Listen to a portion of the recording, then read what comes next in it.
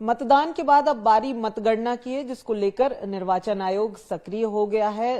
पूरी तरीके से अब तैयारियां शुरू कर दी हैं। क्या है तैयारियां, सीधे तौर पर जानते हैं।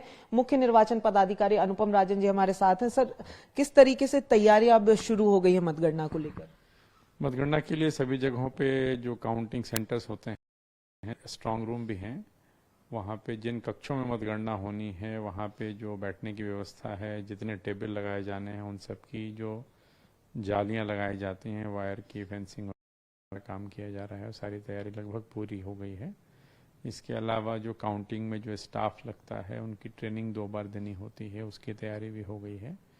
तो आप कह सकते हैं कि मतगणना को लेकर के और स्ट्रांग रूम की सुरक्षा को लेकर के सारी तैयारी है और स्ट्रांग रूम बिल्कुल सही है और वहाँ पे सिक्योरिटी है, सेंट्रल फोर्सेस हैं वहाँ पे। मैंने कई स्ट्रांग रूम खुद भी जा करके देखे हैं। अन्य अधिकारी भी अलग अलग जिलों का दौरा कर रहे हैं। तो स्ट्रांग रूम की सुरक्षा को लेकर के कहीं कोई दिक्कत नहीं है। सर, स्ट्रांग रूम पे आपने बात करी है। स्ट्रांग रूम को लेकर भी कई सारे निर्देश निर्वाचन आयोग की तरफ से जारी किए गए हैं। तो क्या वो निर्देश हैं, क्या विशेष इस बार तैयारी है? नहीं, स्ट्रांग रूम को लेकर के जो निर्देश हैं वो ये हैं कि एक तो वहाँ पे सीसीटीवी लगी हुई है। दूसरा ये है कि वहाँ पे जो सिक्योरिटी है वो सेंट्रल फोर्सेस की सिक्योरिटी है, 3 टियर सिक्योरिटी है। वहाँ पे स्क्रीन लगाई गई है। पॉलिटिकल पार्टी के लोग भी वहाँ पे रह सकते हैं और मैंने खुद देखा जा कर के। तो इस प्रकार के निर्देश हैं कि किसी भी स्थिति में स्ट्रांग रूम पे कोई भी अवांछित या अनऑथराइज्ड आदमी वहाँ न जाए। तो तमाम तरह की तैयारियां की गई।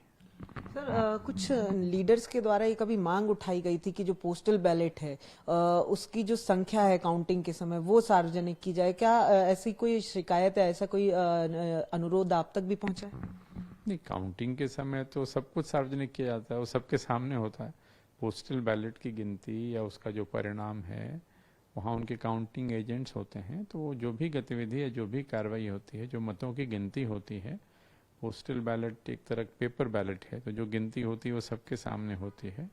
सर, एक सवाल आखिरी मेरा ये भी है कि मतदान के दिन लगभग बीजेपी कांग्रेस की तरफ से भी कई सारी शिकायतें दर्ज कराई गई थी। लगभग 2000 से ऊपर शिकायतें दोनों ही पार्टियों की मिला के दर्ज कराई गई थी। तो उन पर क्या कार्रवाई कर रहा है अभी आयोग?